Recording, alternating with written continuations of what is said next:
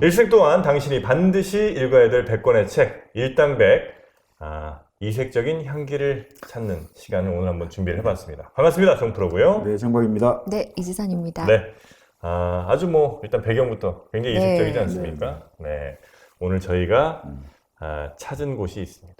여기가 바로 어디입니까, 우리 지선 씨? 여기 영덕이요. 경북 영덕. 경북 영덕. 저희가 앉아 있는 곳은 나홍왕사 기념관. 정신 똑바로 차려야 됩니다. 너무 먼 길을 와가지고 정신이 진짜? 없네요. 근데 진짜 이건 진짜 먼 길이. 그렇죠. 물론 이제 서울에서 딱 서울 기준이니까 사실 이것도 좀 문제 있습니다. 멀다 보면 할 게 아니에요. 네. 네. 근데 하여튼 서울에서 오기에는 네. 물리적 거리 자체는 뭐 부산보다는 당연히 가깝겠습니다만 교통편으로 이렇게 따져보면 가장 먼 것 같아요. 여기가 한반도에서. 뭐 예전 같은 경우 그래서 영덕 저쪽에 안쪽에 들어가면 청송군이 있는데 네. 그 청송 같은 경우는 정말 멀다고 하죠. 근데 지금은 그래도 도로가 많이 개통이 돼가지고 그래도 뭐 서울에서 영덕까지 오는데 한 4시간 정도면 그래도 괜찮게 올 수가 있습니다. 네. 청송이 거의 제일 멀었고 그래서 청송에 교도소가 있는 거군요. 그렇죠. 거기 이제 청송에 예전에 이게 교도소의 교도소라고 부르잖아요. 네. 뭐 보호 감호 해가지고 계속 재범에 우려가 있다든지 탈주 이런 좀 더 등급이 높은 재소자들을 관리하는 곳이죠. 그만큼 네. 머니까. 네. 하여튼 청송에 교도소에 있었습니다. 네네. 청송교도소 들어봤습니다. 네, 여기는 이제 경북 영덕. 영덕의 나홍왕사 기념관이라는 곳에 있는데 나홍왕사면 우리 지선 씨 같은 경우 또 야옹이 생각하실 수 있겠어요. 어떻게 하셨어요? 야옹 이거 드립쳐야지 생각하고 있었는데. 네, 그런 것들이 미리 막기 위해서 제가 네. 그 야옹이와 전혀 상관없는 네. 나옹. 그렇죠. 나시죠? 아니 나홍은 이제 본명이니까. 법명입니다. 법명. 이게 사람 이름이 아니고 본명이라고요? 법명. 법명. 불교에서 네. 예를 들면 무슨 성철. 성철, 산각 이런 게 네네. 하잖아요. 나옹입니다. 그 나홍 스님 같은 경우는 보통 나홍선사, 나홍화상, 나홍왕사, 왕의 스승이다 이 말이죠. 왕의 국사 하듯이. 네네. 그렇습니다. 네네. 그럼 누구의 스승이었어요? 그 고려 사실은 이제 나홍화상이 네. 오늘 우리가 다루려고 하는 그 고려말 아주 대정치가이자 대학자였던 모근 이색하고 아주 절친한 사이였죠. 그때 그렇게 네, 보시면 네. 될 것 같고요. 그래서 제가 이색적인 시간이 오늘 될 거라고 말씀드렸죠. 네네. 네, 목은 이색. 목은이 이 머리카락 요 목은 아니고. 네, 목은 이색. 그렇죠. 우리가 왜 항상 고려말 충절을 지킨 세 명의 선비할 때 삼원이라고 하지 않습니까? 저랑 아주 밀접한 관계가 또 있습니다. 네. 우리 선생님이랑 뭐가 관계가 있는데요? 자, 3명 누구죠? 목은 저는- 이색. 네. 그다음에 저는 전혀 모릅니다. 야은 길제. 길제. 마지막이 포은 정몽주입니다. 정몽주. 그 정씨가 그 정이에요? 네. 물론 이제 저는 늘 말씀드립니다만 저는 이제 조선 후기에 네. 그 어지러울 때 이제 뭔가 이게 구매가 된 족보로 보긴 합니다만 어쨌든 제 산 족보에서는 네. 포은 그분이 이제 저희 시족. 네. 네. 할아버지. 할아버지예요. 30한 4대손쯤 제가 될 겁니다. 그러면은 선생님과 저는 적입니다. 전 왜? 전주이시거든요. 네가 날 죽였구나. 제가 죽이. 이방원이. 네. 사실 이제 이 삼원하면 결국 절개를 지킨 선비로 유명한데 여기에 또 도원 이숭인이라고 또 목은 이색의 제자였는데 사실 다 이 목은 이색의 문화예요. 정몽주라든지 길제라든지. 정몽주도 목은 이색이에요? 예, 제자라고 보시면 됩니다. 제자이자 동료가 되지만 어쨌든 그만큼 목은 이색이 큰 종장이라고 하죠. 그렇습니까? 그만큼 큰 사람인데 이게 은자라는 말을 쓰잖아요. 네. 이게 은자가 20은자거든요. 그렇습니다. 은퇴할 때 20은자 씁니다. 그래요? 네. 왜 그런 은자를 썼을까요? 제가 어디 찾아보니까 김문준 교수님이라고 그분이 이렇게 이제 설명을 하시더라고요. 주역에 이렇게 돼 있다는 거죠. 주역에 기본적으로 지천태, 땅과 하늘이 있으면 이렇게 이제 아주 상스럽고 천지비, 하늘이 위에 있고 땅이 밑에 있으면 이게 서로 소통이 안 되고 꽉 막혀버린다는 거죠. 천지가 돼 있으면. 네. 왜냐하면 지천대가 지가 위에 있으면 땅은 밑으로 내려가려고 하잖아요. 하늘을 올라가려고 하니까 땅은 내려오고 하늘 올라가려고 하니까 서로 잘 섞여가지고 상스러워지는데 오히려 하늘이 위에 있으면 하늘은 계속 위로 올라가고 땅은 계속 내려가려니까 서로 안 만나니까 서로 다쳐버린다는 거죠. 자, 그럴 때가 되면 어떻게 돼야 되느냐. 바로 그래서 이제 천지가 서로 막혔을 때 그거를 뚫기 위해서 나오는 게 뭐냐? 바로 천화동인이 되는 거죠. 천화동인. 갑자기 천화동인이 왜 나와? 아니, 그게 원래 그렇게 주역에 나오거든요. 그래요? 그래서 이제 그걸 뚫기 위해서 사람들이 모여가지고 의논을 해가지고 지혜를 구하고 그래서 어떻게 되느냐. 태양이 쫙 중천에 떠서 만물을 모두 길러주는 이제 상스러운 게 되는 거죠. 그게 이제 이렇게 되는데 그렇게 이럴 때, 죄송합니다. 이렇게 어떻든 천지가 딱 막혔을 때 현자들은 흔히 말하는 선비들은 기본적으로 숨어야 된다는 거죠. 천지가 막힐 때는 이제 현명한 사람들은 숨어버린다. 그러니까 고려말 그때 맞습니다. 엄청나게 사회가 혼란하고 정치적으로 힘든 시기에 그러니까 포원 정몽주는 포자가 채마밭 포자거든요. 채마밭? 채소 기르는 농사 짓겠다는 소리죠. 숨어서 농사 짓겠다. 숨어서 농사를 짓겠다. 포은. 네, 그리고 그럼 모근은 이제 우리가 목자 길을 기르는 거죠. 목자. 나의 주님은 나의 목자시니. 근데 여기는 뭐 목자가 목은 이색이 어떤 생활하던 근처에 목단산이라는 산이 있을 때요. 근데 그 산에 주로 은퇴한 사람들이 이제 세상의 영화를 멀리하고 은퇴한 사람들이 살아가니까 결국 뭐 목은 마찬가지 그런 뜻이고 뭐 야한길제 야자 같은 경우는 이제 우리가 야한 거 보면서 숨으시나? 아니 그럴 수 있겠다. 대장장이들이 대장간에서 왜 우리가 풀무지를 하듯이 이 철을 단련하고 할 때 그때 야은 우리 인격을 도야하다 이런 말씀 그러니까 계속 다듬어내는 것들이죠. 그리고 아까 말씀드린 도원 이승인 같은 경우는 도자가 질그릇 도자니까 질그릇처럼 그러니까 다 소박하게 살아가겠다는 뜻이 들어있는 거겠죠. 보면 이제 우리 약간 동양적인 정서가 좀 그런 게 있는 것 같아요. 뭔가 뜻이 좀 꺾이거나 아니면 좀 세상이 좀 잘못됐다 싶으면 그걸 나가서 이렇게 고친다기보다는 세상과 단절하고 숨고 그런 거는 요즘 트렌드랑은 좀 안 맞는 것 같긴 한데 예전에는 하여튼 그게 제일 그래도 선비다움을 지킬 수 있는 가장 확실한 방법이다. 이런 느낌들이 아마 좀 예전에 있으셨던 모양이에요. 그렇죠. 그래서 예전에는 이제 출처진태라고 선비는 이 출처진태를 잘해야 된다는 거죠. 그러니까 내가 벼슬을 하러 나가는 거하고 그리고 이제 출퇴 이제 물러나는 것하고 그리고 승진해서 올라가는 것하고 이런 어떻게 이제 거하느냐 어느 자리에 처하느냐 이런 출처진태를 아주 잘해야 된다 이런 이야기를 많이 하죠. 그래서 저는 이제 요즘 뭐 직장도 그렇고 아니면 뭐 운동선수도 은퇴라는 말을 많이 하잖아요. 네, 은퇴. 어느 정도 이제 내가 일을 다 끝나고 나면 은퇴. 그때 이제 20은자를 쓰거든요. 이거는 이제 바람직하지 않다. 예를 들면 그냥 가치 중립적으로 그냥 뭐 퇴직이다. 이건 뭐 차라리 괜찮은데 은퇴하면 꼭 그 일을 끝내고 나면 막 이제 남은 인생 막 어디 저기 바뀌어갖고 숨어 살아야 되나 이런 생각하면 안 된다. 근데 그 은퇴의 은도 그러면은 숨을 은이란 말이죠? 그렇습니다. 그럼 안 어울리네 진짜. 그렇죠. 네, 저는 그런 문제를 제가 지적하는. 오늘 컨디션 좀 좋으신 것 같은데요. 근데 이제 그 예전에 그 도올 김용옥 그 선생님이 그런 이야기를 한번 했죠. 동양에서는 그 지금 숨는다는 선비가 이제 숨는다는 것은 현실에 대한 가장 강력한 저항이다. 뭐 이렇게 설명하기도 하고. 그게 이제 백이숙제 우리 예전에 백이숙제 고사리 그렇죠. 바로 고사리 수양산에 들어가잖아요. 그런 그 자체가 하나의 어떤 현실에 대한 강력한 부정이자 제한으로 숨어버린다는 거죠. 그러면 여기 은자는 그 뭐지? 방금 뭐라고 하셨죠? 뭐라고? 스물은자. 아니. 저항. 은을 쓰는 선비들은 약간 저항의 개념도 있겠네요. 이 은을 쓰는 선비 4명이 그렇죠. 사실은 어떻게 보면 고려에 대한 의리를 지키기 위해서 조선에 대해서 일종의 조선에서의 출세를 거부한 사람들이죠. 그래서 뭐 목은 이색 같은 경우는 결국 어떻게든 간에 이제 고려 왕조를 지켜내려고 최고 노력을 끝까지 하다가 결국은 본인은 그래도 어떻든 대학자로서 본래 바로 이승계와 거의 친구 사이였거든요. 공민왕이 문신으로는 목은 이색, 무신으로는 바로 이승계. 당신들이 나의 정말 든든한 좌우를 지켜주는 문과 무를 대표한다. 서로 친하게 지내거라. 이런 이야기까지 했다고도 하죠. 요즘 태조 이방원 드라마 있었잖아요. 거기에도 그럼 이색이 나와요? 그 이방원 나오겠죠?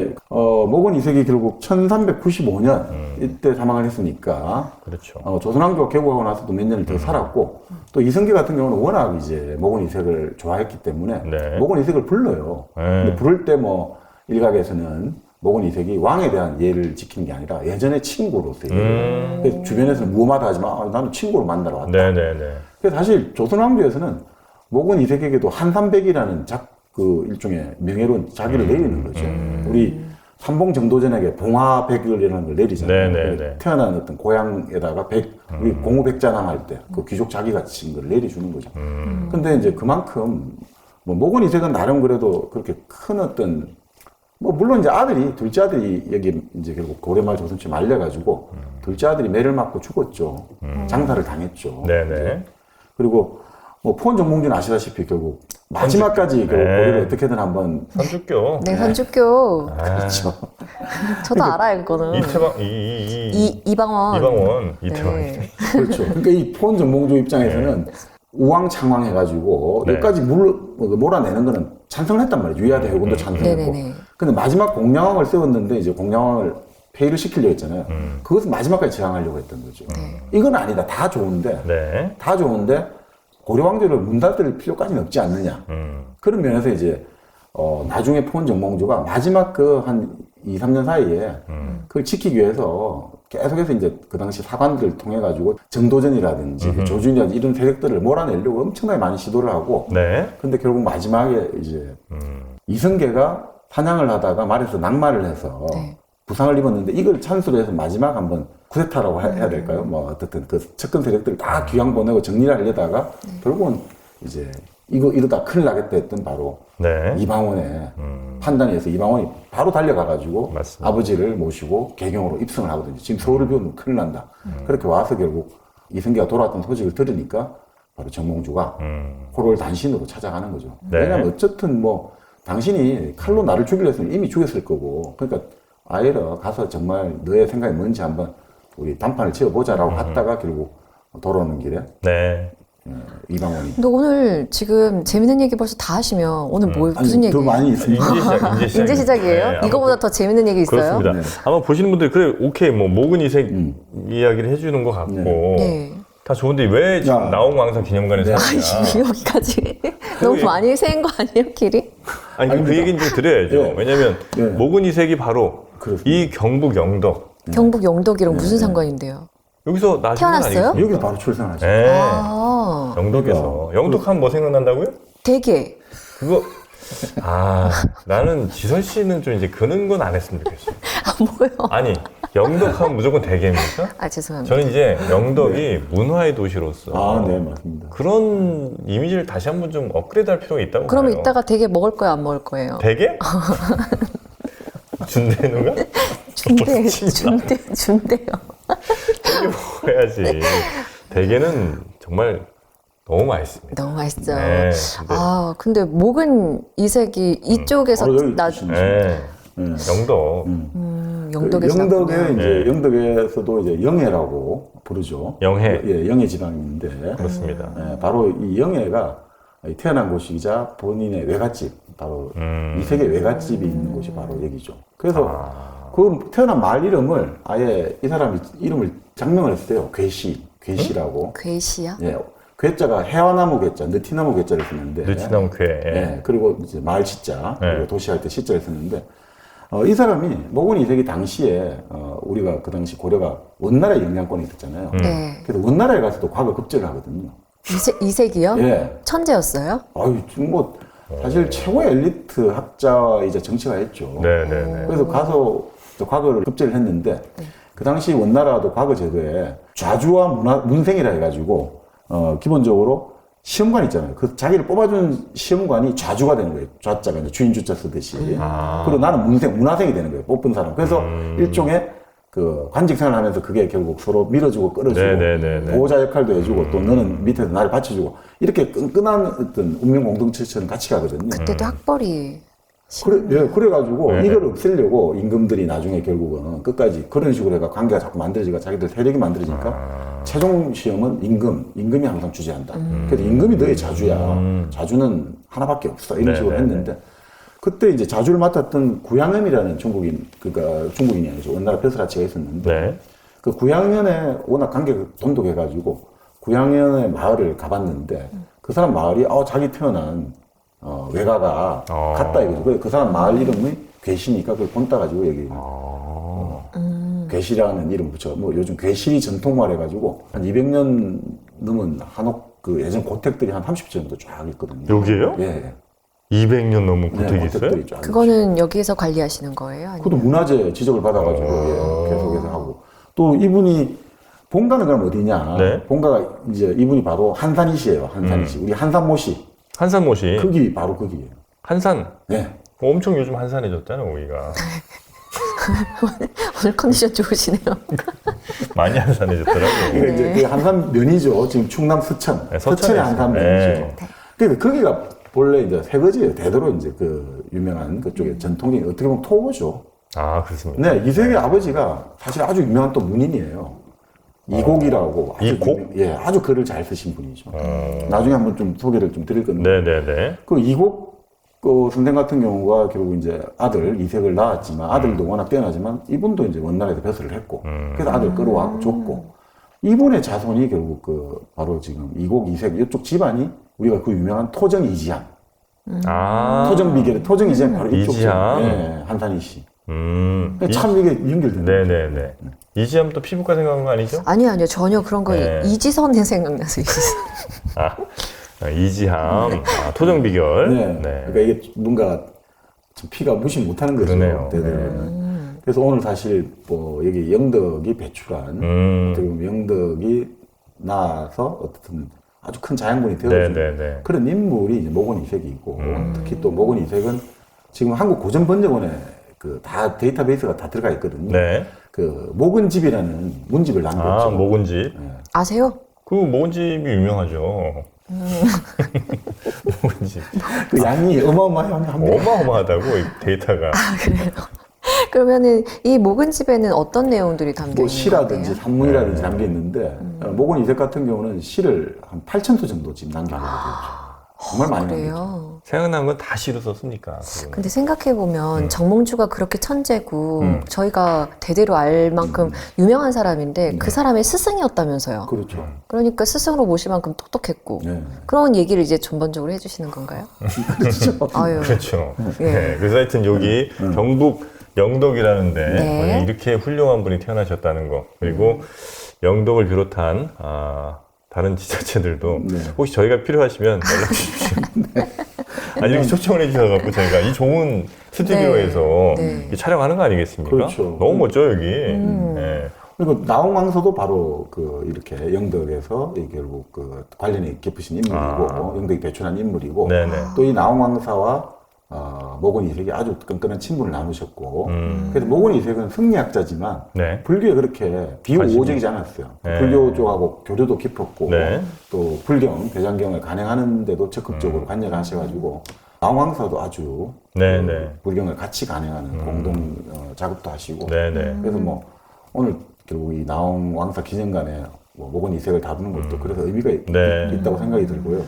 뭐 그리고 영덕에 또 다른 유명한 인물들이 우리 최초의 평민 출신 의병장 신돌석 장군. 아 신돌석. 돌석?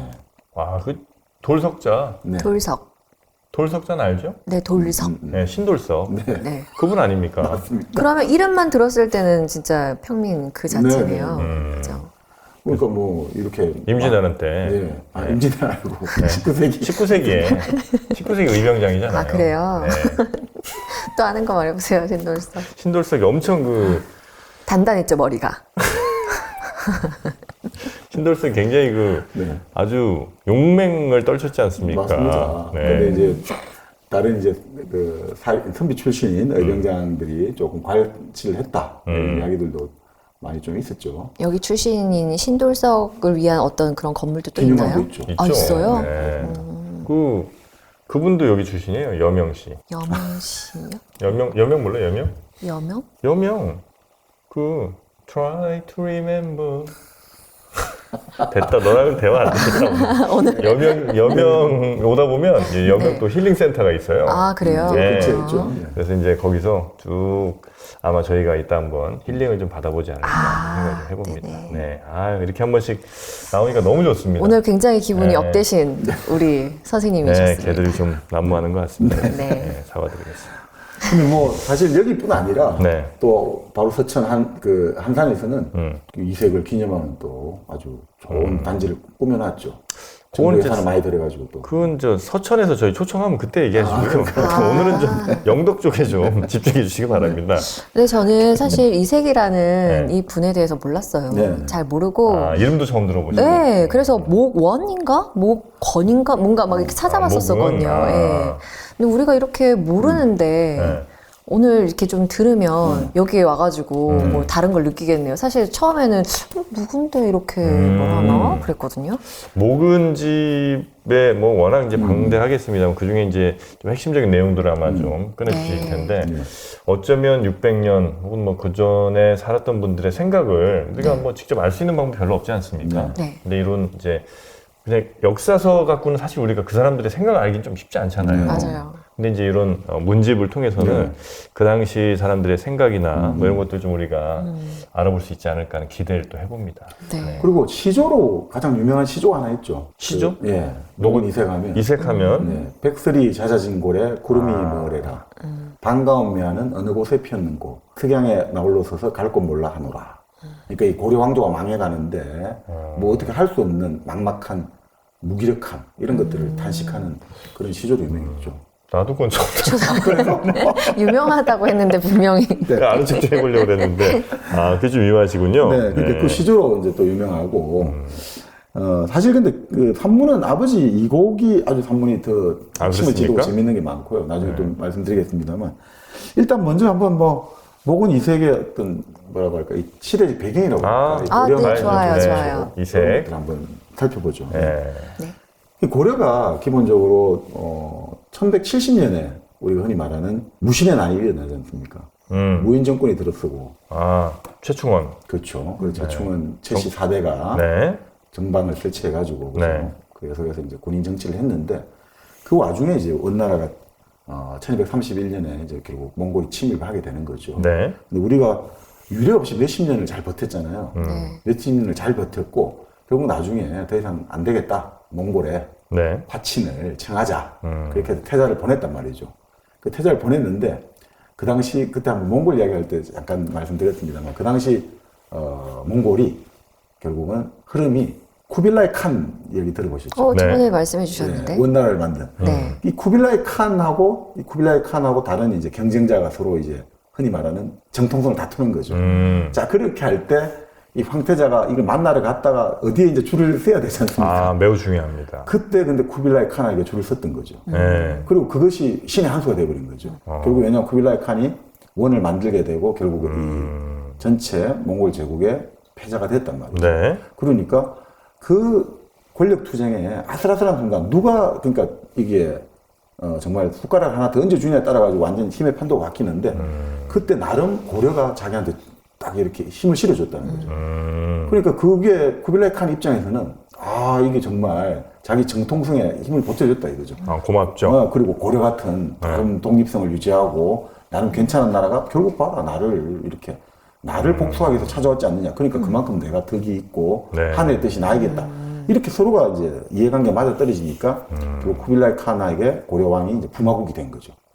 사위가 사위가 된 거죠. 네. 그리고 그게 사실 당시에 어떤 분 이야기로는 그 고려 왕의 자리가 우리는 이제 뭐 황제 이런 거 하다가 왕으로 이러면 충자 쓰고 완전히 이제 좀 종조를 세야 되잖아요. 뭐 우리 태종, 세종 하듯이. 네네. 근데 그런 걸 못 쓰고 충렬왕, 충선왕, 충해왕 이렇게 격화가 됐고 또 원날에 충성한다는 의미에서 충성 충자 써가지고 이게 우리가 자주성이 없지 않느냐 하는데 그 사실 몽골의 우리 특성 한번 살펴보면 그렇게 몇십 년간 말 안 듣고 자기들하고 계속 싸우면 어떻습니까? 자기들이 장악을 해버립니다. 다른 데 같으면 보통 이제 그냥 풀만 남겨놓고 다 없애버리죠. 그렇죠. 네. 그런데 그만큼 이제 나름 정치력을 잘 발휘했고 그래서 실제 고려왕 같은 경우가 몽골이 정말 그 당시 큰 세계 제국이지 않습니까? 네네. 유라시아를 다 장악했으니까. 근데 거기서 뭐 넘버 5 정도 됐다는 거예요. 그렇죠. 부마로서. 그러니까 상당한 발언권이 있었다는 거죠. 어떤 회의를 할 때. 네. 쿠릴타임입니까? 정확히 기억이 안 나는데. 하여튼 그 나름의 회의를 할 때. 네. 그 회의체에서 상당한 영향을 발휘했다 이런 이야기도 하죠. 보통은 이제 우리가 너무 이렇게 좀 자존심 상하게 된 거 아니냐라고 생각들 하시지만 그때 당시의 상황으로 보면 그렇습니다. 꽤나 괜찮은 외교를 그래도 펼친 것이다라고 네. 판단할 수 있다는 거죠. 네, 그리고 상당한 자율성을 보장받았는데 음. 그래서 이제 태자가 그러니까 이제 결국 그 원나라의 왕실의 공주와 결혼도 하게 되고 그래 동하고 됐지만 그리고 딱 이제 나름 자율성을 주겠다 했는데 이제 강화도에 다 끌고 나와야 되는데 그 당시 여전히 주류를 차지하고 있던 무신 정권의 책임자들이 우리는 이 안을 받아들일 수 없다. 협상안을 뒤엎어버린 거죠. 그러니까 그 과정에서 결국 몽골이 개입할 수밖에 없는 거죠. 나름 군사적 개입을. 왜냐하면 순순히 그냥 합의대로 이행하면 문제가 없는데 합의를 이행을 못하겠다고 나오니까 그러면 이 당시 협상안을 들고 왔던 왕실 입장에서는 무의치신 정권하고 충돌할 수밖에 없고 그 과정에서 원나라의 도움이 필요했잖아요. 네. 그렇게 들어오면서 결국 내정 개입을 자초하게 된 측면이 있는 거죠. 안 그러면 더 이제 자율성이 보장받을 수 있었는데. 네. 그러니까 보고 있으면 우리가 그래서 보통 그렇게 이야기하잖아요. 그래도 그 당시 삼별초 무신들이 민족 자주적이다 이러는데 또 따져보면 결과적으로 이게 자주적이냐 이거죠. 오히려 그렇게 강경파하고 자주를 내세웠다가 오히려 더 심한 내정 간섭을 자초하게 되고 더 오히려 그 영향권에 오히려 종속되는 결과가 나왔으면 이게 뭐가 과연 자율적이냐. 그러니까 이런 좀 생각도 한 번씩 하게 만든 것 같습니다. 네. 자, 또 그런 상황에서 자, 그런 상황에서 결국 이제 사실 무신 정권이 장악을 하게 되면서 문신도 뭐 마찬가지입니다만 무신 정권이 장악하면서 더 백성은 도탄에 빠지게 되거든요. 땅을 뺏어가고 이런 재산을 뺏어가는 것을 더 막 무단으로 한단 말이죠. 힘으로. 네. 그래도 문신들은 명분은 내세우잖아요. 뭐 교묘하게 법을 가지고 서류를 나름 뭐 여러 가지 하는데 무신들은 그냥 진짜 막 독단적으로 그냥 다 그냥 뺏어가니까 오히려 이게 정말 뭐 농민들 입장에서 너무너무 힘들어지고 또 그 당시 보통 이제 우리가 토지에 대한 세금을 내야 되지 않습니까? 네. 그러면 세금을 보통 한 10% 정도 내잖아요, 수확량에. 네. 근데 이 토지에 세금을 받는 사람들이 심할 때는 7명, 8명까지 있는 거예요. 10%씩 가져가는 사람이 7명이라고요? 그러니까 자기 1년 수입의 80%를 갖다 바치게 되는 거예요. 아이고. 그러니까 백성들이 살 수가 없잖아요. 네. 지금 만약 우리 월급의 80%가 무조건 세금으로 다 딴다고 생각해요.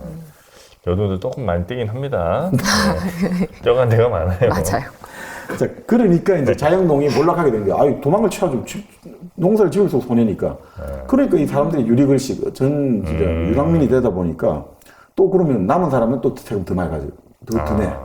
이렇게 되니까 국가는 국가대로 지금 조세 그 재정이 안 좋아지게 되고 백성들 안 좋아지고 그 상황에서 나온 사람이 이제 공민왕이거든요. 공민왕. 네. 이 공민왕도 사실 그 당시 원나라에 어떻게 보면 일종의 인질, 그냥 볼모로 잡혀 있었던 거잖아요. 근데 원나라에서 가만히 보니까 이 고려왕 애들 좀 더 말을 잘 듣기 위해서 지금 우리 어릴 때부터 키운 이 공민왕 애를 왕으로 보내주자. 이렇게 해서 보냈는데 공민왕이 원나라에서 그 생활하면서 항상 그 민족 자주의식을 많이 길렀나 봐요. 도저히 얘들하고 더 이상 이 종속적으로 살지 않겠다. 딱 돌아와가지고 오히려 막 완전히 개혁 정책하고 원나라하고 이제 손을 끊어버리는 거예요. 저는 공민왕 하면은 사랑 이야기로 유명한 왕이거든요. 맞습니다. 노국공주. 원나라 입장에서는 완전히 뒤통수를 맞은 거죠. 이 노국공주하고 사랑하고 또 참 어릴 때부터 원나라 살았으니까 이거 우리 사람이야. 완전한 친원파라 생각했는데 딱 가자마자 안면 딱 몰수를 해버리는 거예요. 거기에다가 그 당시에 우리 예전에 드라마도 있었습니다만 그 기황후 있었지 않습니까? 네네네. 그 누가 나왔죠? 하지원이 그러니까. 여자 주인공이었죠. 그 대단하잖아요. 어쨌든 이런 말 하면 좀 웃기긴 합니다만 그래도 그렇게 나중에 말씀드리겠습니다. 공멸하고 정말 참 비참한 운명이잖아요. 그 일종의 원나라가 이제 고려를 딱 나름 이제 자기 영향권에 두고 나서 뭐 바쳐라고 이제 한 여자를 거죠. 바쳐라. 네. 왜냐하면 그 당시에 고려 여인들이 인기가 많았대요. 예뻤나요? 그러니까 뭐 제일 중요한 건 피부 경쟁력이 좋았다는 거예요. 피부요? 네. 왜냐하면 몽골 사람들은 초원지대 살잖아요. 그러니까 우리가 지금도 자외선 보면 그리고 거칠거칠하고 항상 턴 것처럼. 그리고 그 사람들이 빨간 그렇죠. 항상 턴 것 같이. 그리고 그 사람들이 기본적으로 양젓이라든지 이런 양고기 이런 거 위주로 먹다 보니까 과일이라든 채소 같은 걸 섭취를 잘 못해가지고 피부가 빨리 탄력을 잃어버리고. 근데 고려 여자들은 다시다철의 기운에서 피부 좋고 하니까 거기에다가 성격이 아주 유순하고 아주 참하니까 고려 여인이 가는 곳마다 그 집안에 설이 바뀌어버린다는 거죠. 그래서 당시에 뭐 실제로 원나라에도 잘 나간 사람들 반드시 고려 여인을 첩실로 두어야 된다. 그게 안 두면 쟤는 잘 나간 사람이 아니야. 그래요? 그래서 바치라고 더 그랬겠네요. 예, 그래서 많이 바쳤죠. 참 비참한 역사죠. 사실은 현대 뭐 사실 우리가 위안부로 좀 이렇게 강제로 끌려 나갔던 그 아픈 역사가 사실 그때도 있었고 그 전에 뭐 원나라가 전쟁할 때는 1년 동안에 남녀 딱 합쳐서 20만 명을 끌고 왔다는 거죠. 20만 명. 1년간. 남자들은 뭐 이렇게 총알이 없었구나. 남자들은 주로 썼던 게 환관. 거세를 시켜서 환관으로 아주 고려 환관들이 일을 잘했대요. 그래요? 왜냐하면 원나라는 기본적으로 한족을 믿지는 못하거든요. 결국 한족을 우리가 멸망시켰고, 그러니까 한족을 아주 남성 사람들 또 끝까지 저항을 했기 때문에, 네. 저항을 해서 자기들이 함정을 했기 때문에 얘들은 제일 등급이 낮아요. 근데 고려는 어느 정도 부마국이기도 하고, 그리고 이 궁정에서 나는 믿을 수 있다. 일을 잘한다. 그리고 또 피부도 좋고 잘생긴 거 아니었을까요? 뭐, 그럴, 뭐. 황관 잘생겨서 뭐하니? 보면 좋죠. 그래서 그 환관이 고려 환관들이 유명했거든요. 그러니까 이 고려 환관과 공료로 예를 들어 궁궐에 들어갔던 그 기왕과 바로 그래서 인생 역전했단 말이에요. 네네. 그거 얼마나 많은 여자가 있습니까? 여자를 어떤 왕이 성은을 내렸느냐에 따라서 운명이 바뀌잖아요. 이 고려 환관들이 이 기왕후가 나중에 기왕화된 그 고려 여인네를 잘 이제 서로 잘 서로 이 계산을 서로 다 흔히 말하는 깐부가 돼가지고 그 원나라 황제 딱 그 성은을 있게 만들어가지고 결국 거기서 나중에 황후까지 된 거예요. 근데 지금 기왕후 얘기가 왜 나오는 거예요? 왜 나오냐? 네. 그 기왕후가 그래 되니까 어떻습니까? 자기 고향에 남았던 자기 오라버니 뭐 기철 이런 사람들이 완전히 이제 우리 내 누이가 원나라의 황후야. 사실은 그리고 기왕후는 딱 그렇게 해갖고 단순한 황후가 아니라 이 임금은 완전히 뒤로 이제 제쳐버리고 본인이 군사권과 재정권을 다 장악했다. 원나라에서요? 원나라에서. 완전히 최고의 어떤 실력자 됐다는. 왕은 완전히 허수아비고 본인 다 장악했다는 거죠. 네. 그러니까 이 기세가 등등했겠죠. 그러니까 자기들 마음대로 땅을 빼앗아가고 이러니까 근데 왕들이 어떻게 할 수가 없잖아요. 네. 근데 고려에 있는 기철이라는 그 기왕후의 오빠는 그러면 높은 실이 뒤에 하급 있는 관리였는데. 네, 하급 관리였어요. 관리는 이제 갑자기 지가 상승할 수 없고. 지위가 상승했구나. 그러니까 온갖 이제 막 폐악을 부릴 거 아닙니까? 땅도 네. 자기들 마음대로 하고 이런 어떤 그게 뭐 그리고 자기들 밑에 다 이제 벼슬 나치들 줄 세웠겠죠. 근데 공민왕이 결국 1356년에 기철 일파를 다 쳐버리는 거죠. 다 속청을 해버린 거죠. 근데 그때 기왕후가 그냥 펄펄 뛰는 거잖아요. 네네네. 근데 문제가 그때 공민왕이 그냥 막 한 게 아니고 이제 그 당시 이제 원이 무너지기 시작하는 거죠. 이제 우리가 말하는 뭐 홍건적의 난도 일어나고 이제 막 이제 못 살겠다 갈아보자 그런 것들이 있지 않습니까? 우리가 이제 몽골산 쫓아내고 네. 우리 한족에 그러니까 이런 것들 속에서 이제 힘이 딱 이제 흔히 말하는 왕조 교체 원에서 명으로 교체된 타이밍을 보고 이제 공민왕이 딱 그걸 노렸던 거죠. 그러니까 뭐 당장 기왕후가 방법이 없는 거예요. 지금 복수를 해야 되는데 보낼 병력이 없고 그래서 나중에 뭐 한 10,000명 정도 보냈지만 뭐 전멸을 했다 이렇게 나오거든요. 그렇게 하면서 결국은 공민왕이 개혁 정책을 펼쳐냈는데 그렇게 펼쳐내다가 아시다시피 노공주가 죽게 되고 그러면서 이제 국사의 흥미를 잃게 되고 뭐 아시다시피 우리가 신돈이 나오고 네, 신돈. 네, 신돈이 이제 사실은 우리가 뭐 나쁘게 이제 많이 그려지고 있습니다만 성리학자들 입장에서 네. 그 신돈이 말 그대로 이제 흔히 말하는 전민 변정 도감을 만들어갖고 일종의 개혁 기구를 만든 거예요. 밭전자, 백성민자. 그러니까 사람과 땅과 그러니까 흔히 말하는 요즘으로 치면 뭐라 할까요? 토지개혁? 토지개혁과 그리고 그 사람들도 이제 먹고 살기 세금 내기 힘드니까 대갓집에 권문세가에 종으로 들어가잖아요. 네. 그 사람들을 다시 다 그 강제로 그 한 거 다 풀어갖고 노비를 다시 중인으로 이제 양민으로 신분제 개혁. 신분을 다시 그러니까 완전히 이렇게 일을 맡기니까 결국은 기득권 세력에 의해서 결국 신돈이 장당하게 되는 거죠. 물론 신돈의 개인적인 또 높은 자리에 올라가다 보면 또 그렇게 되잖아요. 신돈도 이제 좀 여색도 탐하게 되고 그런 것들이 또 다 어쩔 수 없는 것 같아요. 그때 저 신돈이라는 이름 처음 이제 일당백에서 나왔을 때 나라가 망할 때쯤 되면 승려나 뭐 무당이 나타난다 이래가지고 그때 나왔던 이름이 신돈이어가지고. 그렇죠. 뭐 라스푸틴. 네네. 네, 러시아는 라스푸틴이고 우리는 신돈이고 또 뭐 고종 때, 조선 고종 때는 진령군이라고 무당이 있고 이랬는데, 민씨. 네. 예. 근데 여기 뭐 신동 같은 경우는 이제 그런 측면보다는 사실은 좀 공민왕이 믿고 맡겨주고, 그러니까 신동이 딱 그 말을 해요. 아니 근데 내가 아무리 그러면 지금 신임을 해가지고 믿고 맡겨주고 일을 하더라도 또 우리 사회를 방해하는 사람이 있고, 그럴 때 왕이 나를 내치지 않는다는 보장이 있습니까? 그럴 때 공민왕이 멋지게 이제 일종의 각서를 써주는 거예요. 신돈에게. 네, 약속 이행 각서. 나는 절대 버리지 않을 것이고 절대 하지 않겠다. 종이 쪼기죠 나중에. 근데 진짜 너무 이상하지 않아요? 내가 왕인데 내가 나라를 막 열심히 개혁해야지 하고 있었는데 나의 사랑하는 와이프가 죽었어. 그래서 난 이제 정치를 난 이제 못하겠어 하고 있는데 갑자기 승려한테 모든 거를 전임한다는 게 이게 말이 안 되잖아요. 어떻게 왜냐하면 보면. 그 당시 조정에 전부 다 이제 권문세가라고 하거든요. 네네. 완전히. 이 사람들이 어느 정도 이제 갖고 있는 그 자기들의 논밭이 어느 정도냐면 네. 산천으로 경계를 이룬다고 했어요. 산천으로요? 산과 그 강으로. 저 그만큼, 강부터 네. 이 강까지는 네. 내 땅, 뭐 이런 네. 거. 저 산이랑 저 산 사이가 내 땅. 네. 물론 이제 모건 이색도 사실 정말 요즘처럼 엄청난 대지주예요. 땅이 전국 한 10곳에 다 있었거든요. 그 당시 서울이라 치는 개경에도 있었고, 또 예전에 공민왕이 홍군정에 난 때 이제 피신을 갔는데, 네. 그때 같이 호의를 해가 갔다고 해서 바로 뭐 100결이었나? 그 땅을 주거든요. 네. 그 땅도 뭐 한산으로 치면 10km, 10km. 그 어마어마한 면적의 땅을 가지고 있었죠. 네. 그러니까, 네. 그러니까 그렇게 모든 이제 조정의 관료들이 기득권화되어 있으니까 네. 전혀 이제 상관없는 재산의 사람. 임무를 했죠. 근데 문제는 그 과정에서 힘이 너무 세지니까 네. 공민왕이 사실은 이제 어느 정도 했으니까 쳤다라는 소리도 있죠. 너무 힘이 세졌네. 이제 죽여야지. 이런 식으로 어느 정도 목적은. 그러니까 항상 왕이라는 사람들은 그런 거잖아요. 이쪽 세력이 너무 세면 다른 쪽을 발탁해가지고 견제를 시키고. 근데 이쪽이 또 너무 커졌네? 또 그럼 이쪽을 쳐가지고 항상 균형을 맞추려고 하는 게 권력의 권위, 저울 권위라는 뜻이 있거든요. 네. 저울을 항상 맞추는 게 권력이에요. 항상 그러니까 한쪽 힘을 절대 안 주는 거죠. 항상 이지시키고. 그거는 그러니까 꼭 배워서 하는 게 아니라 그냥 본능적으로 그렇게 되는 모양이에요. 한번 본능 느껴보실래요? 제가 나중에 선생님보다 더 지식도 많고 여기에 딱 앉아가지고 그러면은 한번 쳐보실래요?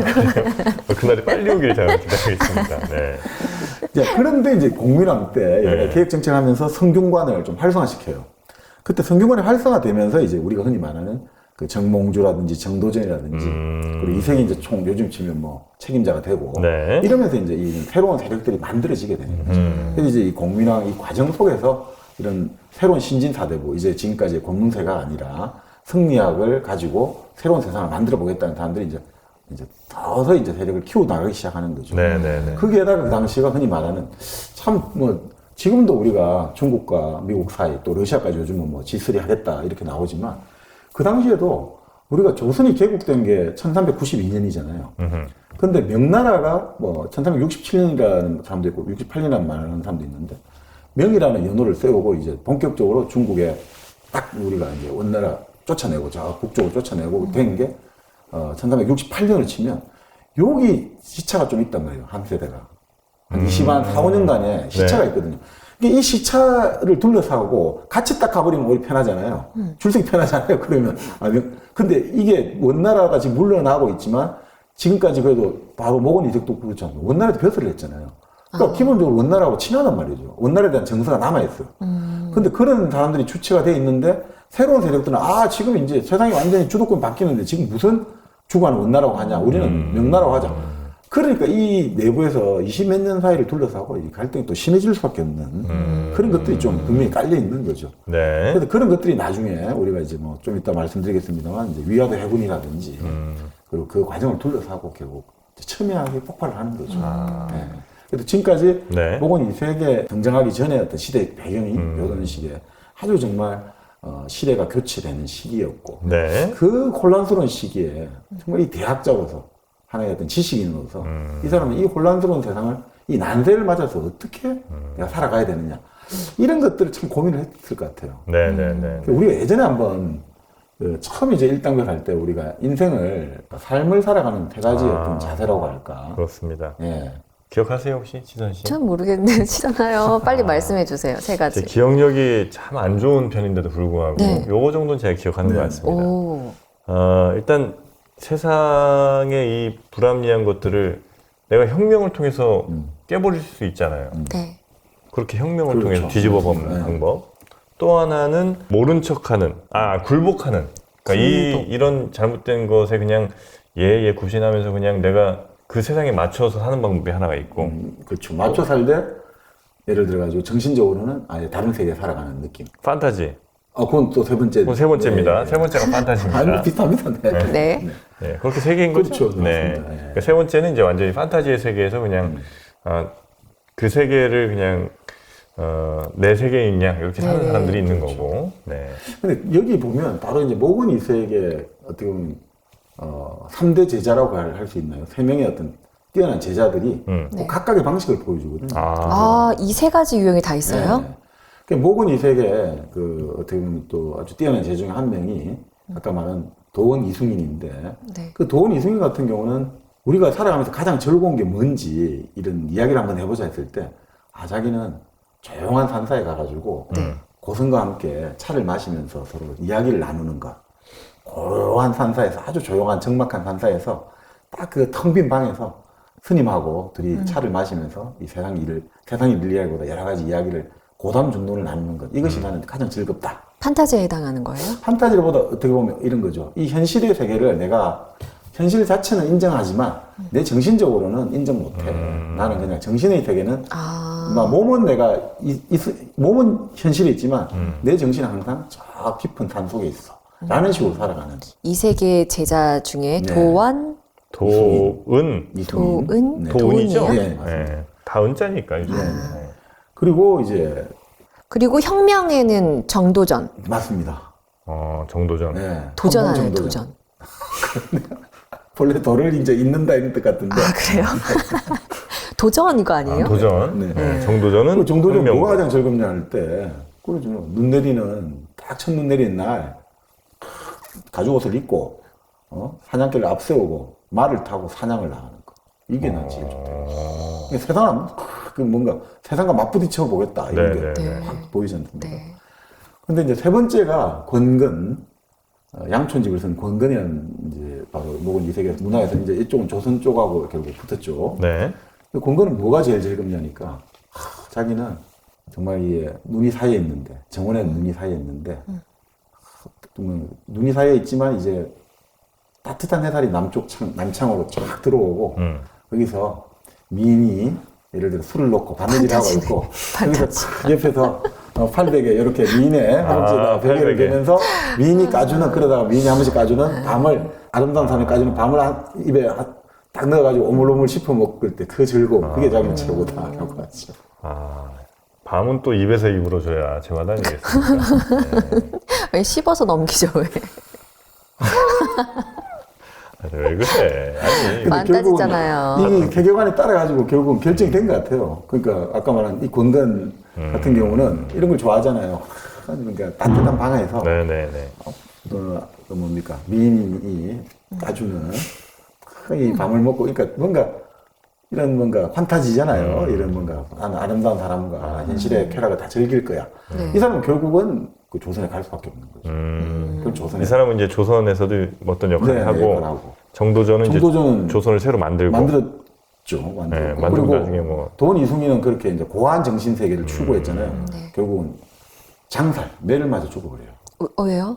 그러니까 자 이제 조선의 건국을 반대했던 이 사람들을 어떻게 할 건가. 근데 이제 이성계는 그래 너무 그렇게 가혹하게 하면 안 된다.恩전을 베풀어라. 그럼 목을 베거나 사약을 내리지 말고 막 100대 정도 퇴임을 해라. 그럼 죽이는 거잖아요. 그래도 이제 그것도 한번 맞아 볼까. 볼기를. 근데 정도전이 지시를 내렸다고 하죠. 뭐 일각에는 정도전이 어떻게 지시를 내렸냐면 뇌를 때릴 때 말이야. 꼭 그 엉덩이를 때릴 필요는 없지 않느냐. 엉덩이를 때리지 필요는 없지 않느냐. 그 위쪽도 때려라 이거죠. 허리? 허리라든지 막 때려라 이거죠. 그럼 결국 어떻게 되겠습니까? 죽는 것 같은데. 죽어버리죠. 이 정도전 무섭네 이 사람. 그러니까 참 아니 권력의 세계는 그러니까 같은 문화였잖아요. 같은 친구잖아요. 같이 공부했던 네네네. 한 스승님이 같이 공부했지만 이 입장이 달라지면 야 그냥 조용히 죽여 이런 식으로 돼버리는 거예요.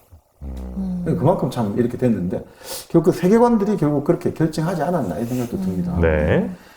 자, 그래 이제 배경은 뭐 그렇고요. 네. 자, 이분이 이제 결국 바로 이제 영덕 영의 괴실이 여기 태어나셨고. 영덕. 이제 시작이에요? 이제 시작이죠. 이제 시작이잖아. 네. 아, 좀 전까지는 다 그냥 배경지식 정도고. 아, 이제 태어난 걸 지금 얘기하면 너무 깜짝 놀랐어요, 나 지금. 나는 많이 경험해봤는데 이런 거. 심지어는 2부 한 중간까지 네. 그 사람 아빠 얘기하다 끝나는 거였어요. 작품은 언제 나올까요? 지금. 아, 작품 얘기를. 빨리 이제 갑시다. 아니 그래서 이제 태어났는데 13살에 진사심에 합격을 해요. 영덕은 옛날부터 이렇게 개를 먹었나요, 혹시? 제가 이제 듣기로는 네. 태조 왕건이 아, 와서 그때부터 개를 드시고 아주 이게 맛이 좋다고 아, 그렇습니까? 있다고 그래요? 오. 나 지금 최근에 이렇게 먹은 줄 알았더니 그게 아니군요. 아니, 그러면은 사실 바다는 다 여기 하나, 그 영덕 말고도 주위에도 다 대게가 유명한데, 울진도 영덕 뭐. 대게가 제일 유명하잖아요. 그죠? 뭐 그렇죠. 우리가 거기 침 나오죠. 되게 무조건 영덕입니다. 영덕이죠. 그렇죠. 영덕입니다. 네네. 우리 그 예전에 그 드라마 있지 않았나요? 최진실, 박상원 나왔던 아. 그 배우들 그대 그리고 나. 그대 그리구나. 거기가 영덕이었죠. 아, 영덕이군요, 배경이잖아요. 그게. 영덕 아. 향이 배경. 차인표 씨가 거기에서 아주 빵 떴죠. 아 맞다. 예, 네. 맞다. 기억이 납니다. 아, 영덕. 네, 다른 데는 그 가짜게라는 소문이 있어요. 아, 영덕만 진짜 게. 영덕은 진짜 대게고, 네. 때는 게가 아니라 새우 갈아서 넣었다는 얘기도 있고, 초성 걸려요. 딴 데서 우리 부르기 전까지는 그렇게 가. 아니 영덕에 잔악괴. 이 대게가 뭐 그 유명한 이유가 네. 여기 왕돌잠이라고 뭐 하여튼 그 지형적인 이 바다 지형들이 아주 또 대게가 개들이 있게 서식하기 참 살았군요. 좋은 환경이다. 그래서 영덕 대게가 아주 우리가 말하는 먹을 때 수율이라고 합니다. 살이 가득 차 있고. 네네네. 아유, 침이 너무. 그래가지고 어쨌든 모근 이생님이 영덕 대게 먹고 똑똑해졌고. 그 키토산 아, 키토산. 또 그렇네요. 있잖아요. 네. 하긴 뭐, 사실 따지고 보면 네. 지금 1328년에 태어나서 1395년에 사망하셨으니까 뭐 그렇게 그죠? 뭐 네. 꽤 당시로 치면 꽤 괜찮게 건강도 사셨네요. 하셨고. 네네. 그러니까 이런 외가에 존청기를 받아가지고 영덕에 존청기를 받았다고 생각이 듭니다. 네.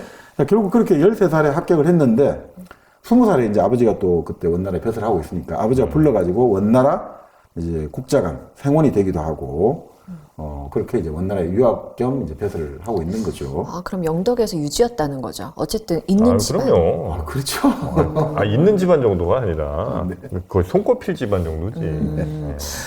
자, 그렇게 쭉 가다가 1352년에 공민왕 이제 1년, 공민왕이 즉위한 년에 돌아와가지고 이제 일종의 토지 개혁이랄까, 국방 네. 개혁이랄까 여러 가지 이런 시정 개혁안을 건의하는 거예요. 요즘 지금 국가 개혁 개조안을 발표하는 거죠. 그리고 이렇게 건의를 플랜을 딱 짜가서 건의를 했다. 네. 그리고 결국 이제 모친이 연로하시면서 이제 원나라에서 귀국해가지고 고려에서 본격적으로 이제 벼슬을 하게 된 거죠. 근데 자 이렇게 모건 이색이 결국 이제 새로운 학문 그리고 아주 원나라에서 인정받고 원나라에서 승리학을 아주 새로운 학문을 배워왔다는 딱 이야기가 들리니까 곧 정몽주, 정도전, 이숭인, 권근 이런 이제 나름의 지방의 어떻게 보면 중소지주 출신들이 모여들기 시작했다는 거죠. 중소지주 출신 유학자들이 모여들기 시작한 거죠. 조선을 건국한 신진 사대부들이 대부분 경상도 지방 사람들이 많아요. 아, 정도전도 그렇습니까? 경북 봉화죠. 사실 모건 이색도 뭐 충청도 한산이지만 여기 태어난 곳은 또 네네네. 영덕이죠. 영덕이고. 그리고 또 권근도 그렇고 뭐 성략을 했던 이재현, 안양 우리 성략을 치는 다 이제 이쪽이란 말이죠. 왜 그럴까요? 왜요? 아니 결국 이제 그것도 고문 되게- 세가들 기득권 세력들은 어차피 개경 중심으로 있고 네. 그러니까 이쪽에서 이제 성략이라는 새로운 이제 학문을 들어온 이쪽 중심으로 이제 이쪽은 중소지주가 많잖아요. 그러니까 중소지주 입장에서 승리학이 자기들의 어떤 지금 경제적 기반이랄까 이해관계를 가장 잘 대변해주는 사상이라고 이제 봤을 수가 있던 거죠. 대주주들은 어차피 그런 거 필요 없는 거죠. 기득권들이니까. 그래서 사실 뭐 그 이색 같은 경우는 어떻게 보면 대주주에 속하지만 네. 그래도 이제 그런 좀 개혁적인 안을 가지고 있으니까 이 사람들이 다 모여들었던 거죠. 그러니까 그 당시에 결국 가장 큰 기득권 세력은 지금 말씀드린 권문세가와 불교 세력들이죠. 네. 불교 사찰 사원들이 어마어마한 땅과 이런 걸 다 받는 거예요. 시주를 네네. 시주를 받잖아요. 계속. 네. 그러니까 또 승려가 나름 영향력이 있으니까 사람들이 다 또 집 있는 집 자식들도 승려가 되려고 하고 이제 이런 식으로 됐던 거죠. 근데 결국 이제 공민왕이 아까 말씀드린 대로 우리가 역사에 이렇게 상화점 이런 영화도 나오지 않습니까? 네. 그 젊은 미소년들을 불러가지고 이렇게 막 음란한 짓을 이렇게 방조를 하고 하다가 네. 누굽니까? 자기 후궁 중에 한 명이 임신을 했다고 하니까 그러면 그 흥륜이라는 애를 죽여야지 라고 말을 했다는데 그 말을 듣고 이 애들이 이러다가 우리 다 죽는다 해서 공민왕을 다 칼로 찔러 주겠다. 그러니까 이게 사태가 심각해졌잖아요. 이게 뭐. 얘들이 처음엔 막 그렇게 했죠. 아우, 뭔가 바깥에서 불순 세력이 들어와서 공민왕을 시했다 하지만 막 우왕좌왕할 거 아닙니까? 거기 이제 공민왕 시해 사건에 이제 그 그렇죠. 말씀을 해주시는 그렇죠. 거죠. 네. 그 공민왕이 이제 나중에 죽었어요. 네. 죽을 때 어떻게 죽었냐면 그 말씀하셨던 미소년들, 네, 조인성. 그렇지 조인성 패거리들이 네.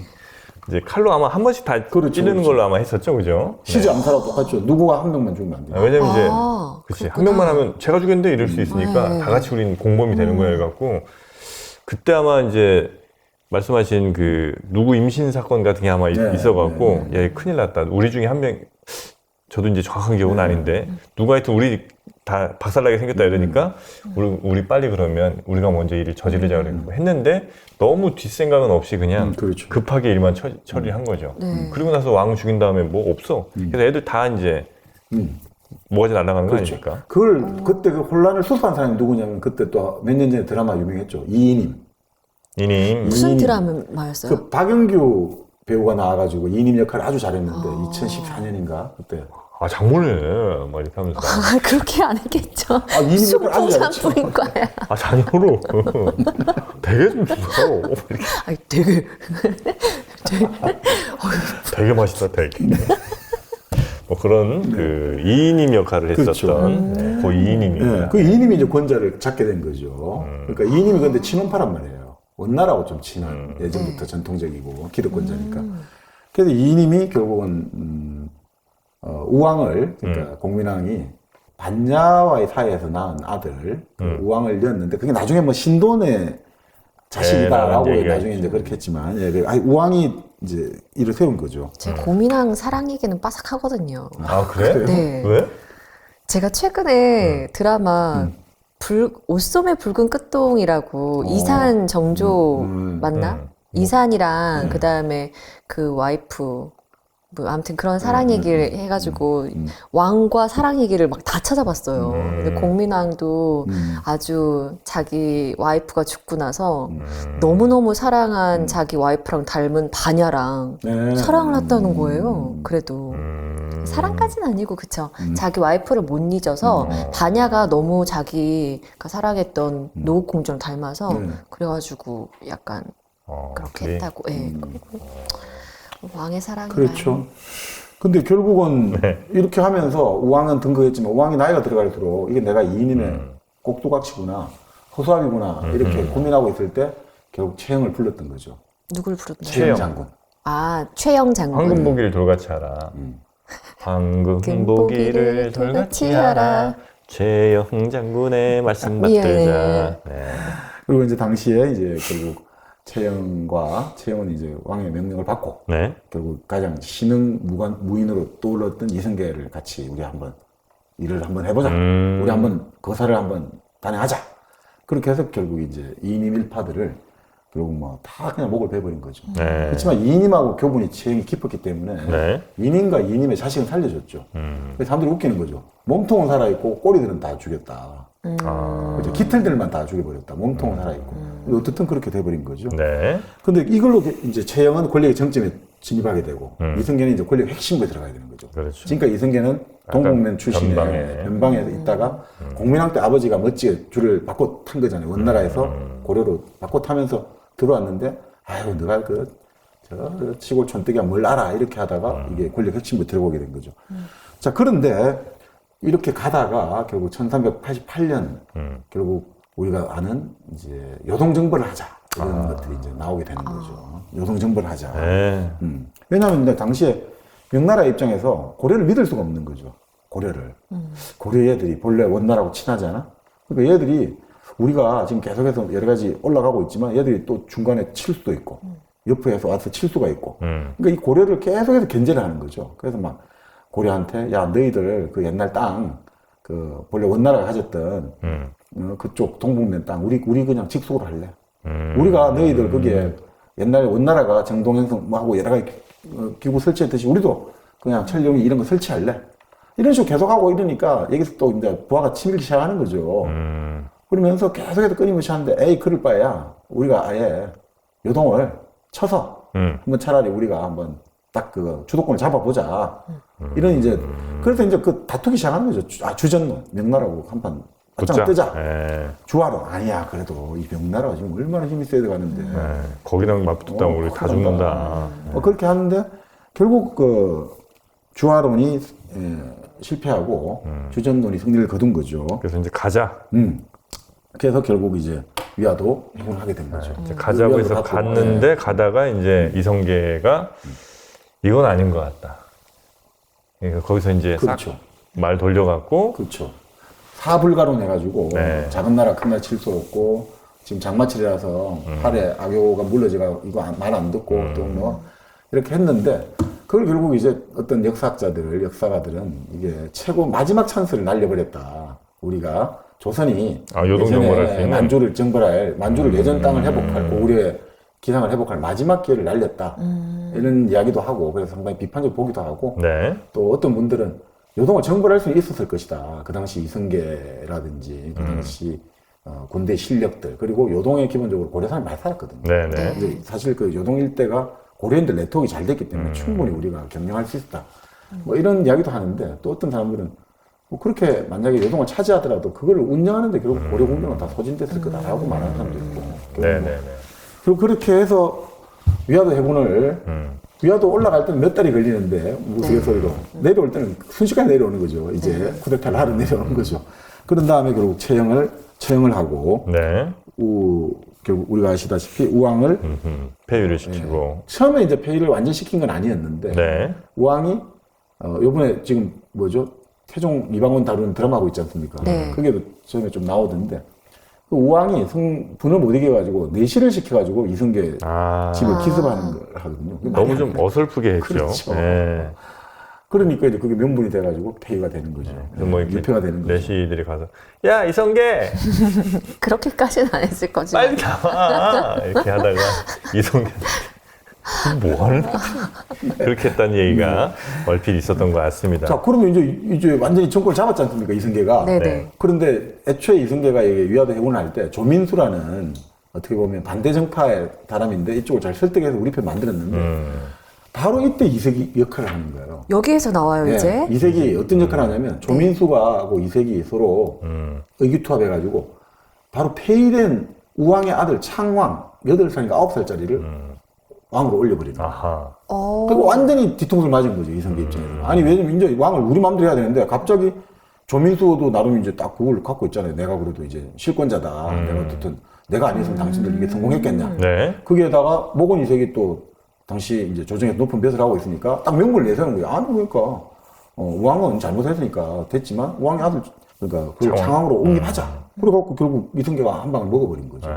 그래서 이때 결국은 우리가 다 권력을 가지고 힘을 가지고 다 이긴 것 같아도 이게 그렇지 않다면 명분이 필요하고 또 이성계가 무식한 사람이 아니거든요. 무조건 칼로 다 베는 사람이 아니라 그 무신 정권들을 봤잖아요, 역사적으로. 그러니까 기본적으로 민심을 얻어야 된다는 걸 안단 말이죠.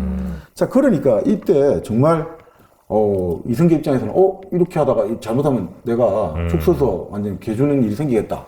이 와중에 또 목원 이색이 엄청나게 어떻게 하면 이 고려 왕조를 지켜야 되겠냐 고민하다가 창왕을 모시고 직접 내가 명나라로 들어가서 아련을 하겠다 된 거예요. 그래야지 이제 명나라에서 딱 황제 나라가 이제 인정하는 고려의 왕은 여기야. 이러면 이성계가 꼼짝 못할 거다. 만약 이성계가 그렇게 해버리면 이건 명분을 준다. 네. 이 명이 쳐들어올 명분을 주니까. 그러니까 이 목원 이색이 머리를 쓰는 거죠. 이 데리고 가겠다. 근데 이색이 맨 처음에 원나라에서 네. 그렇게 신하 노릇했다고 하지 않았어요? 관리.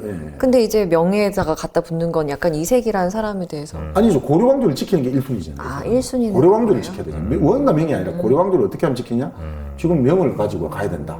그렇게 했는데 이제 반대가 부딪히는 거죠. 네. 당장 그 데뷔마마조차도 어린 애를 데리고 어떻게 그걸 하냐.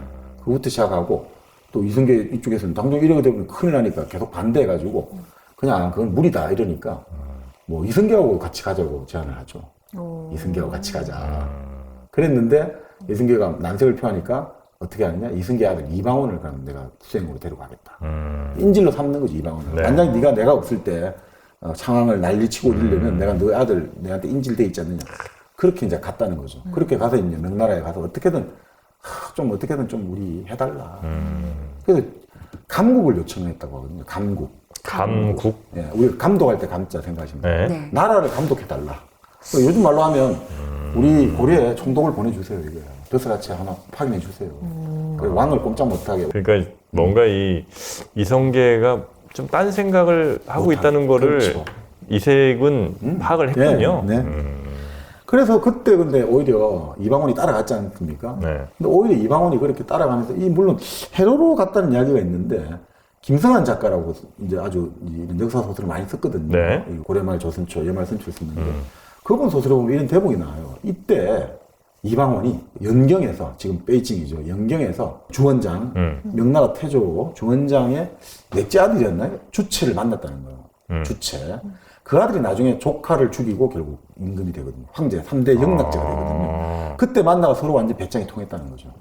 서로가. 서로가 넷째고 다섯째인데 서로가 다 이제 그리고 서로 다 공을 세웠단 말이에요. 나라를 건강한 가정에 단순한 아버지 아들이 아니라, 나도 진짜 1등 공신에 부렸잖아요. 그러니까 서로 다 야심만만한 사람들. 그리고 결국은 거기서 서로 만나서 서로 뭔가 교류가 있었고, 그게 나중에 이방원이 일을 저지르는 과정에서 상당한 뒷배가 되죠. 뭐 이런 이야기를 이제 역사의 상상력을 하기도 합니다. 결국 그렇게 해서 오히려 이방원 입장에서는 오히려 이때 오히려 좋은 경험을 했던 거죠. 이렇게 가가지고. 원래 이제 인질처럼 데려간 건데, 어쩌면 그게 나중에 이방원이 자기가 권력을 잡는데 꽤 좋은 경험이 될 수도 있었다. 그래서 이 사람 일이라는 게 참 세상 일이 좋은 게 없습니다. 나쁜 일도 없고 좋은 일도 없고 어떻게 활용하느냐가 가장 중요한 것 같습니다. 맞습니다. 그리고 특히나 아까 말한 최고의 실권자로 떠오른 그 조민수 있지 않습니까? 얼마나 지금 팽팽한 권력 투쟁의 와중에 땅 욕심을 낸 거예요. 그러니까 요즘 말로 하면 부정부패를 저질러가지고 바로 이제 탄핵이 들어와서 바로 한 방에 날아가거든요. 아니 근데 그때도 이미 엄청난 땅과 재산을 가지고 있었을 것 같은데 더 탐했단 말이에요. 끝이 없는 거죠. 이런 땅 거. 욕심은 뭐. 그리고 이 탄핵을 하는 동시에 이제 전제 개혁, 이제 고려에 그 말썽 많았던 여러 가지 전시가를 폐지하고 과정 역시 민심 얻으려면 땅 문제를 해결해줘요. 우리 요즘 아파트 하듯이 이 문제를 해결해야지 결국 민심이 돌거든요. 이걸로 결국 전국 주도권을 빼앗아오게 된 거죠. 이승기가. 그러면서 이제 목원 이색 쪽은 이제 계속해서 이제 콘에 몰릴 수밖에 없게 된 거죠. 그러다 이제 결국 큰 물의 흐름을 이제 막지 못한 채 포온 그다음에 이색 이런 분들은 이제 뒤안길로 또 사라지게 맞습니다. 되는 그런 이제 일이 있었는데 목은 이색의 문지 저희가 소개해드린다고 했죠? 그거는 이제 저희가 2부에서 소개를 해. 이색에 대해서 이제 충분히 알았잖아요. 그래서 이색에 대해서 이제 일부에 좀 알아보고 영덕 출신입니다. 전국 영덕 출신의 이색 그 세계는 저희가 이어지는 2부에서 소개를 좀 해드리면 어떨까요? 그리고 여기는 영덕 나홍 왕사 기념관. 그렇습니다. 오다 보면 또 좋은 곳 여명 힐링센터도 있다는 거 잊지 말아주시기 바랍니다. 자, 그럼 저희 2부로 가기 전에 1부 끝에 또 노래 하나 좀 풀러 청취자들 위한 선곡을 좀 해드려야죠. 용용이 나르샤 혹시 보셨나요? 용용이 나르샤. 딱 요 얘기잖아요. 그렇습니다. 거기에 OST 중에 쿠카스텐이 부른 무이야라는 노래가 있거든요. 무이야 뜻이 저도 몰랐는데 다를 바가 없다라는 뜻이래요. 그래서 그 당시 이제 다를 바가 없다라고 하면서 부른 노래인데 아주 좋습니다. 그렇습니다. 그럼 저는 위화도 해군 사건을 좀 모티브로 마이클 잭슨의 위아더 월드를 한번 대단한데요? 생각의 흐름이 정말 대단합니다. 아니 그렇게 말씀하시니까 갑자기 그 고려가요에 그 부른 노래 있잖아요. 얄라리 얄라. 그거 누가 어떤 가수가 불렀던 것 같은데 후렴구를 가지고. 아 그렇습니까? 제목 모르면 제목 생각해 신청하지 마세요. 제목 정도는 알고 오셔야죠 그래도. 보면은 되게 이런 그런 노래 없어요? 되게 관련돼서? 되게 그런 노래는 없는 걸로. 네가 되게 좋아 이런 노래 없나? 자, 그러면 우리 노래 선곡은 제작진한테 맡기기로 하고요. 저희는 2부에서 목은 이색의 문학 네. 작품들을 한번 좀 만나보도록 하겠습니다.